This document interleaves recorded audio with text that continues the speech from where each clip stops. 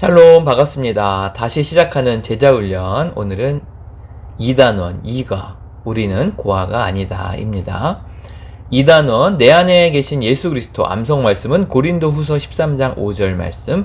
너희는 믿음 안에 있는가? 너희 자신을 시험하고 너희 자신을 확증하라. 예수 그리스도께서 너희 안에 계신 줄을 너희가 스스로 알지 못하느냐? 그렇지 않으면 너희는 버림받는 자니라. 아멘. 오늘은 이과, 우리는 고아가 아니다 입니다. 복음 중에 복음은 하나님께서 우리를 사랑하신다는 사실입니다. 이것은 놀라운 사건으로 나타나게 되는데, 첫 번째, 하나님께서 독생자 예수 그리스도를 이 땅에 인간으로 보내주셨다는 것입니다. 하나님께서 우리를 사랑하시는 첫 번째는 예수님을 이 땅에 보내주셨다는 것. 둘째는 죄 없으신 예수님께서 온 세상 사람의 죄를 지시고 십자가에서 죽으셨다는 것입니다. 나를 위해서 십자가에 돌아가셨다. 셋째는 거룩하신 성령님께서 믿는 이들의 마음에 임하셨다는 것입니다. 예수님이 나를 위해서 십자가에 못 박혀 돌아가심을 믿고 주님을 나의 구주로 영접한 사람에게는 내 안에 성령님이 함께 하신다는 것입니다. 선지자 예레미야는 인간의 마음을 만물보다 거짓되고 심히 부패한 것이라고 말하고 있습니다. 이 세상에서 가장 더러운 것이 사람의 마음입니다. 그런데 그 마음에 성령님께서 임하셔서 영원히 함께 하시는 것입니다. 이것이 하나님께서 우리를 사랑하시는 놀라운 증거입니다. 로마서 8장에 보면 우리 안에 계신 성령님에 대해서 하나님의 영, 그리스도의 영, 사도행전 16장에서는 예수의 영으로 좀 다양하게 부르고 있습니다. 사도 바울은 예수님께서 믿음으로 말미암아 우리 마음 안에 계신다고 말하고 있습니다. 곧 예수님께서 성령으로 우리 마음 안에 계시는 것입니다. 예수님께서 십자가를 지시기 직전에 자신이 떠날 것을 제자들에게 미리 말했을 때 제자들은 근심했습니다. 그 때문에 예수님의 뜻과 계획을 잘 이해하지 못했습니다. 그러나 예수님은 자신이 세상을 떠나는 것이 더 유익하다고 말씀하십니다. 요한복음 16장 7절에 내가 떠나가는 것이 너희에게 유익이라. 내가 떠나가지 아니하면 보혜사가 너희에게로 오시지 아니할 것이요 가면 내가 그를 너희에게로 보내리니. 예수님이 떠나시는 것이 제자들에게 유익한 이유는 그래야만 성령님께서 오실 수 있기 때문이었습니다. 오순절 성령 강림 이후 성령님께서는 모든 믿는 자 안에 임하셨습니다. 우리가 예수님을 영접할 때 성령님께서는 우리 안에 오십니다. 그리고 성령님께서 우리 안에 계시면 우리의 삶을 인도해 주십니다. 고린도전서 3장 16절에 하나님의 성령이 너희 안에 계시는 것을 알지 못하느냐라고 사도 바울은 말합니다. 부활 승천하신 예수님은 하나님 보좌 우편에 앉아 계시지만 성령의 임재를 통하여 우리 안에 오셨습니다. 예수님은 이러한 방법을 통하여 내가 너희를 고아와 같이 버려두지 아니하고 너희에게로 오리라 약속하셨고 그 약속을 지키셨습니다. 고린도후서 13장 5절에서 우리 자신이 깨달아야 할 것은 예수 그리스도께서 우리 안에 계시다는 것입니다. 우리 안에 예수님이 계시다는 사실을 알지 못하면 버림받은 자가 된다고도 이야기합니다. 우리가 확증하고 살아야 할 것은 예수님이 바로 내 안에 계시다는 것입니다. 예수님께서는 성령의 임재를 통하여 우리 안에 계십니다. 고아처럼 우리를 버려두지 아니하시고 항상 우리와 함께 하십니다. 그러나 많은 그리스도인이 이러한 예수님의 임재를 깨닫지 못하며 살아가고 있습니다. 중국에서 청년 집회가 있을 때 한 청년이 마지막 집회를 앞두고 상담을 요청해 왔습니다.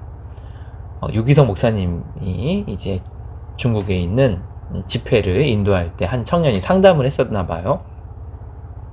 목사님, 저는 유학 생활이 너무 힘들어 이번에는 꼭 하나님을 만나야겠다는 생각으로 왔습니다.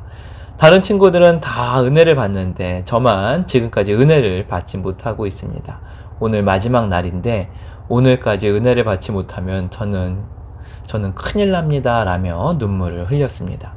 저는 그 청년에게 말했습니다.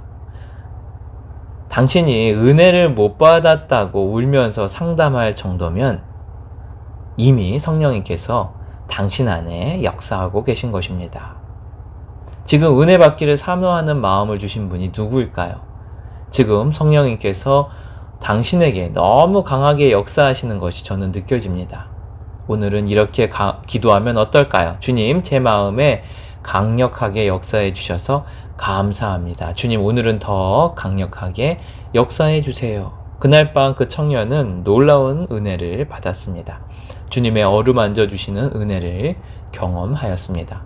많은 사람들이 예수님이 함께 계시는데도 잘 알지 못합니다. 주님의 역사하신 가운데 있으면서도 그 역사를 깨닫지 못합니다. 그래서 죄의 유혹에 무너지고 신앙생활을 하면서도 방황을 하게 됩니다. 그렇다면 우리는 어떻게 우리 안에 계신 예수님을 확증하며 살 수 있을까요? 첫 번째는 우리 안에 계신 예수님을 체험으로만 알려고 해서는 안 됩니다. 체험은 우리에게 도움을 줄 수 있지만 우리를 속일 수도 있기 때문에 매우 조심을 해야 합니다. 체험에 의지하면 예수님께서 우리 안에 분명히 계시는데도 안 계신 것처럼 느낄 수 있습니다. 너무 이렇게 좀 강력한 은사, 체험 이런 것을 따라다니다 보면 그것이 없으면 하나님이 안 계신 것처럼 오해를 할 수 있기 때문입니다. 이 유기성 목사님이 이제 방언을 받았을 때의 간증인데요. 첫 목회지인 여주에서 어느 날 새벽교회 대회를 마치고 기도하던 중에 방언을 체험하게 되었습니다. 그때 놀라움과 영적인 충격은 대단했습니다. 하나님께서 나를 기억하시고 나를 사랑하신다는 확신이 생겼습니다. 그러나 그 후 저는 체험보다 더 중요한 것이 말씀이라는 것을 깨닫게 되었습니다. 첫 방언 체험 이후 한동안 성령 체험이 없었습니다. 그래서 성령께서 저를 떠나신 것으로 오해하였습니다. 체험은 강한 확신을 주지만 언제나 성령님께서 함께 하신다는 확신을 주지는 못했습니다. 그래서 첫 번째, 너무 체험에 의존하면 안 된다. 둘째, 우리 안에 계신 예수님을 바르게 확증할 수 있는 가장 올바른 방법은 바로 하나님의 말씀입니다. 요한복음 1장 14절에 말씀이 육신이 되어 우리 가운데 거하심에 우리가 그의 영광을 보니 아버지의 독생자의 영광이요 은혜와 진리가 충만하더라. 엠마오로 가던 두 제자는 예수님을 보고도 알아보지 못했습니다. 그러나 예수님께서 구약 성경에 나오는 자신의 이야기를 풀어서 설명하였을 때 그때야 제자들은 길에서 우리에게 말씀하시고 우리에게 성경을 풀어주실 때에 우리 속에 마음이 뜨겁지 아니하냐라고 했습니다. 예수님께서 풀어주신 말씀을 통해 자신과 함께 있었던 분이 예수님이심을 비로소 알게 된 것입니다. 말씀을 통해서 주님을 알게 되면 감정이나 체험에 상관없이 예수님이 나와 함께 계신 것을 알 수 있습니다. 예배, 기도, 묵상 시간은 물론이고 24시간 함께 계신 것을 알게 됩니다. 마지막 질문인데요. 당신은 지금까지 어떤 방법으로 주님이 함께 계시고 역사하신다는 사실을 확인하려고 했습니까? 체험을 통해서 좀 확인하려고 했는지, 말씀을 통해 확인하려고 했는지, 또 그것이 주님과의 관계에 어떤 영향을 미쳤는지 한번 살펴보십시오. 이제 앞으로 3번에 걸쳐서 이제 말씀을 통해서 주님이 우리 안에 어떻게 임재하고 계신지를 이제 계속 살펴보고자 합니다. 사랑의 주님, 우리가 주님을 영접했을 때 주님이 우리 안에 들어와 계심에도 불구하고 여전히 우리는 주님이 내 안에 계시지 않은 것처럼 느껴질 때가 있고 정말 주님이 없는 것처럼 살아갈 때가 참 많습니다. 주님, 이번 과를 2단원을 통해서 주님이 정말 내 안에 계심을 확신하게 되게 하여 주시고 주님과 동행하게 하여 주시고 주님과 함께 살게 하게 하여 주시옵소서. 그래서 우리가 고아처럼 혼자 버려진 것이 아니라 날마다 주님과 동행하는 그 풍성한 은혜를 누리게 하여 주시옵소서. 감사드리며 예수님의 이름으로 간절히 기도드립니다. 아멘.